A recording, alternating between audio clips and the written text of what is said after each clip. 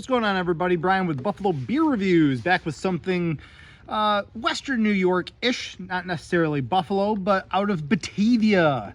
I believe this may be the first Eli Fish beer that I've had on the channel, which is a complete crime because I think they make really, really good beer. Like, extremely the quality that I aspire to brew myself. Do you know what I mean? And I feel as though every time I go in there, I have similar sort of opinions on the beers that they represent, the styles that they represent, the quality, and I just really dig what they're doing. Today we're going to be taking a look at one of their their first wet hopped beer called Wet Ass Hops, I'm assuming. Where's my little viewfinder? There it is. Wet Ass Hops, I can only assume. But this was their first attempt at a wet hopped pale ale. Wah is 6.5%, 30 IBUs, and kind of butchered from their Untapped profile. I kind of semi-wrote it down. Locally sourced hops from Vertical Vines in Lockport and Myland hops in Akron.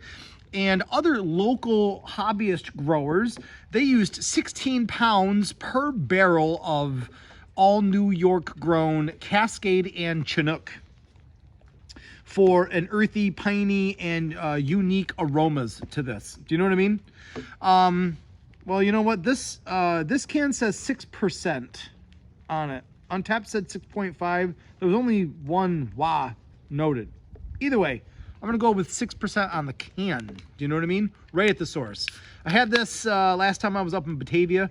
Boys were playing hockey, and I had about 45 minutes or an hour to get to the brewery to have a quick one, and I brought this home with me. They have a nice selection of 4-packs and bottles to bring home if anybody doesn't want to have a beer out in Batavia and then drive home.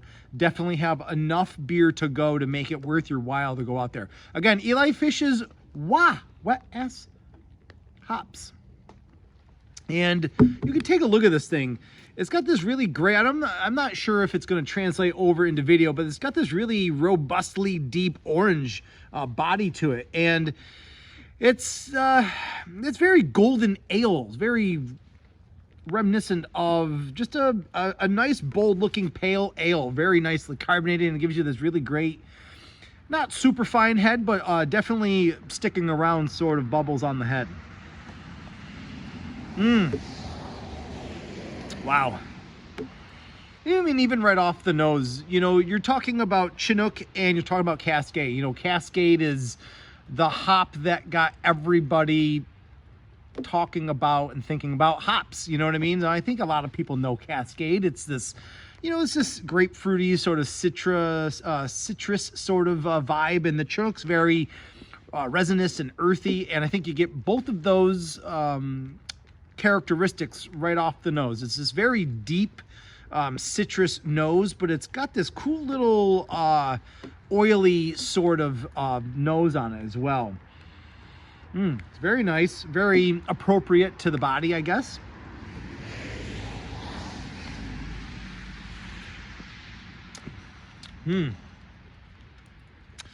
I gotta think, this is December. We're talking about wet hopping season in September, October area. So I don't think, 2 months of, say, either in the can or, out in distribution, I don't think that this has degraded any of the wet hopped, fresh hop characteristics on this at all. And I didn't think it did when I had it on tap either. I had it on tap and I loved it so much I grabbed the 4-pack. So right off the bat, I think you get this really great grapefruit sort of a vibe, a winey grapefruit sort of vibe, but different in the sense of a New England hazy IPA grapefruit presence. Do you know what I mean?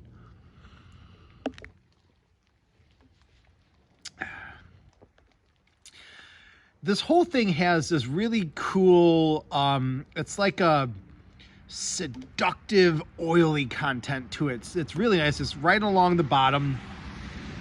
Kind of gives this beer a little bit of complexity, a little bit of something you might not have had in a lot of other beers.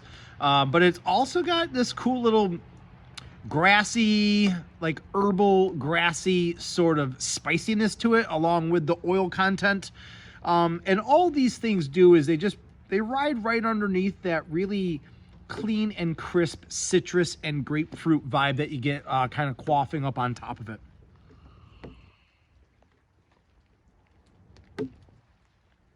Yeah, and I think that's exactly why we like wet hopped ales, right? They work real well with pale ales and IPAs, and you got this really huge fresh hop cone that's got a whole bunch of the myrcene and the oils and all this other lupulin and just great sort of hop qualities that, you know, may or may not kind of degrade in the drying out and those pellet formation sort of techniques. You know what I mean? This is great. This is a little on the lighter body. I think when you're talking about 6, or if you were expecting a 6.5% alcohol beer, definitely on the lighter body. The 30 IBUs, I think it's you know, IBUs are neither here nor there. I would have probably maybe have guessed this was a little bit higher on the bitterness, maybe just because of that earthy and that grassy sort of vibe to it. I just it kind of perceived me as a little bit more bitter, but not a whole lot more bitter. It's not a bitter bomb beer, you know what I mean? But I was just expecting a little bit more than 30 on the IBU scale.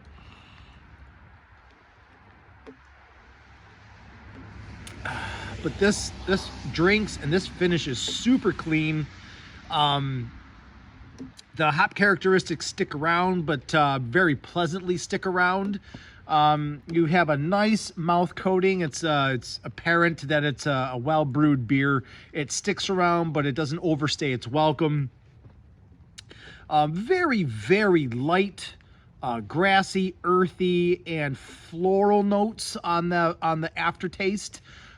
Extremely pleasant. Everything about this beer seems to be light and bright and earthy, and yeah, you almost kind of wish that wet hop season was a little bit longer part of the year. Do you know what I mean?